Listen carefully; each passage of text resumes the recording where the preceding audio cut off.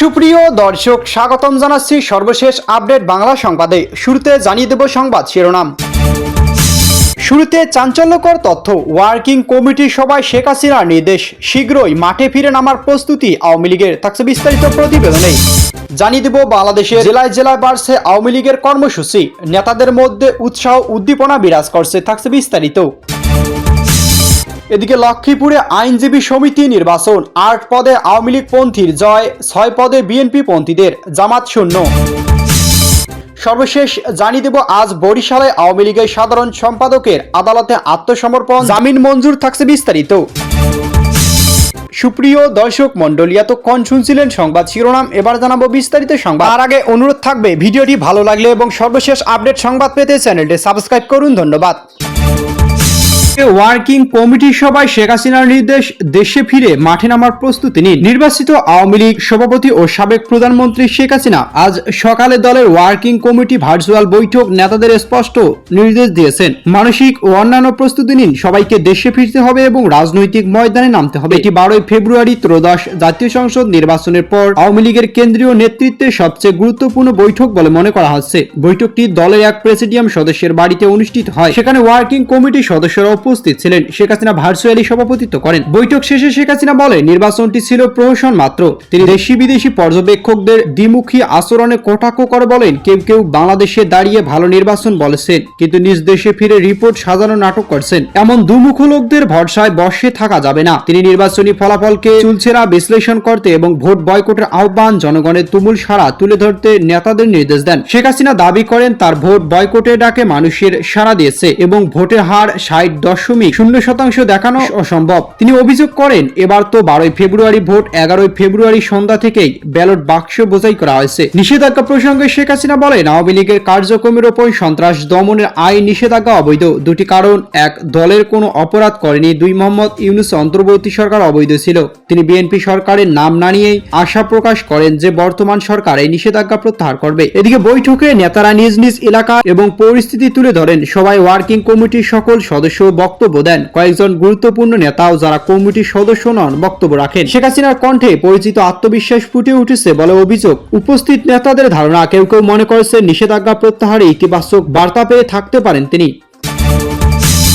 এদিকে জেলায় জেলায় বাড়ছে আওয়ামী লীগের কর্মসূচি, প্রতিকূল পরিস্থিতি আর নানা সীমাবদ্ধতা কাটিয়ে তৃণমূলের সাংগঠনিক শক্তি ঘুরে দাঁড়াচ্ছে আওয়ামী লীগ। দেশের বিভিন্ন জেলা ও উপজেলা নানামুখী কর্মসূচির মাধ্যমে নিজেদের সরব উপস্থিতি জানান দিচ্ছে দলটির নেতাকর্মীরা। গত 6 দিনে চট্টগ্রাম, রাজশাহী, পাবনা, গাইবান্ধা, জামালপুর ও নড়াইল সহ অন্তত 30টি জেলা উপজেলা আওয়ামী লীগ এর সহযোগী সংগঠনের নেতাকর্মীদের সরব উপস্থিতি খবর পাওয়া গেছে। সাম্প্রতিক দিনগুলোতে আওয়ামী লীগ এর অঙ্গ সংগঠনের নেতাকর্মী ঝটিকা মিছিল, দলীয় ও জাতীয় পতাকা উত্তোলন এবং শহীদ মিনারে শ্রদ্ধা নিবেদনের মাধ্যমে মাঠ পর্যায়ে নিজেদের শক্ত অবস্থান তুলে ধরেছেন। চট্টগ্রামে কেন্দ্রীয় শহীদ মিনারে ছাত্রলীগের নেতাকর্মীদের শ্রদ্ধা নিবেদনের একটি ভিডিও সামাজিক যোগাযোগ মাধ্যমে ব্যাপক সাড়া ফেলেছে, যা সাবেক শিক্ষামন্ত্রী মহিবুল হাসান চৌধুরী করছেন। এছাড়াও সাতক্ষীরায় কলরোয়ার যুবলীগ নেতাদের পুষ্পমাল্য অর্পণ, নড়াইলে লোহাগড়ায় নেতাকর্মীদের জাতীয় পতাকা উত্তোলন ছবি ও ভিডিও তৃণমূলের মধ্যে নতুন করে উৎসাহ উদ্দীপনা তৈরি হয়েছে।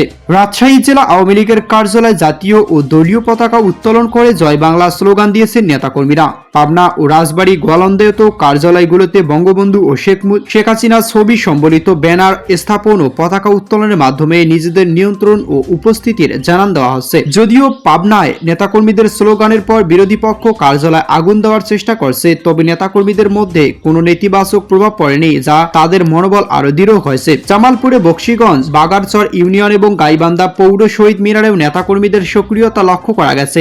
যদিও গাইবান্ধা জননিরাপত্তা অজুহাতে 2 নেতাকে আটক করেছে পুলিশ, তবে একে আন্দোলনের অংশ হিসেবেই দেখছে তৃণমূল কর্মীরা। রাজনৈতিক বিশ্লেষকদের মতে চরম প্রতিকূল ও বৈরী পরিবেশে তৃণমূল সাধারণ কর্মী যেভাবে রাজপথে নামছেন তা দলের প্রতি তাদের গভীর আনুগত্য ও সাহসিকতার বহিঃপ্রকাশ। এই কর্মসূচি প্রমাণ করে যে আওয়ামী লীগ তার কেবল একটি দল নয়, বরং এটি একটি সুসংগঠিত বিশাল রাজনৈতিক শক্তি। বিশ্লেষকরা মনে করছেন, এই জনমত ও ভোটারের বিশাল অংশ এখনো দলের পাশে শক্তভাবে দাঁড়িয়ে আছে, যা দলটিকে জনবিচ্ছিন্ন করার যে কোনো প্রচেষ্টাকেও চ্যালেঞ্জ জানাচ্ছে। মাঠ পর্যায়ে এই জনগণের ভবিষ্যৎ আওয়ামী লীগ পুনর্গঠন ও বড় ধরনের রাজনৈতিক প্রত্যাবর্তন অন্যতম ভিত্তি হিসেবে কাজ করবে বলেও ধারণা করা হচ্ছে।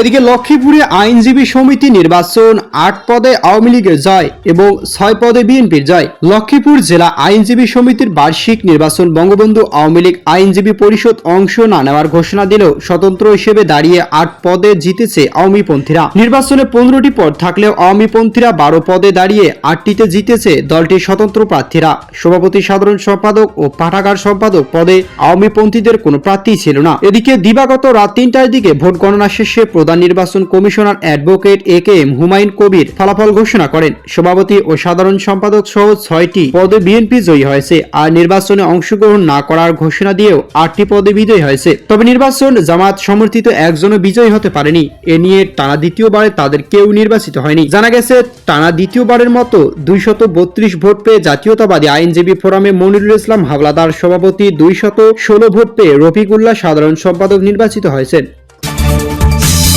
বরিশালে আওয়ামী লীগের সাধারণ সম্পাদকের আদালতে আত্মসমর্পণ, জামিনে মঞ্জুর। আওয়ামী লীগ বরিশাল জেলা সাধারণ সম্পাদক অ্যাডভোকেট তালুকদার মোহাম্মদ ইউনুস এক মামলায় আদালতে আত্মসমর্পণ করেছেন। এদিকে আজ দুপুর 12টা বরিশাল অতিরিক্ত চিফ মেট্রোপলিটন আদালত তিনি হাজির হলে আদালতের বিচারক তার জামিন আবেদন মঞ্জুর করেন। আসামি পক্ষের আইনজীবী কাইয়ুম খান কায়সার এই তথ্য নিশ্চিত করেছেন। আদালত সূত্র জানায়, এক বিএনপি কর্মীর দায়ে করা মামলায় আদালতে আত্মসমর্পণ করেন আওয়ামী লীগের বরিশাল জেলা সাধারণ সম্পাদক তালুকদার মোহাম্মদ ইউনুস। এদিকে 5ই মে নগরীর আনামি লেনে হামলার অভিযোগে 2024 সালে বিএনপি কর্মী মোহাম্মদ সরওয়ার হোসেন কোতোয়ালি মডেল থানায় একটি মামলা দায়ের করেন। মামলা বরিশাল সিটি কর্পোরেশনের সাবেক মেয়র ও আওয়ামী লীগ বরিশাল মহানগর সভাপতি সেরনিয়াবা সাদিক আব্দুল্লাহ, সাধারণ সম্পাদক AKM জাহাঙ্গীর, জেলা সাধারণ সম্পাদক তালুকদার মোহাম্মদ ইউনুস সহ 210 জনকে আসামি করা হয়।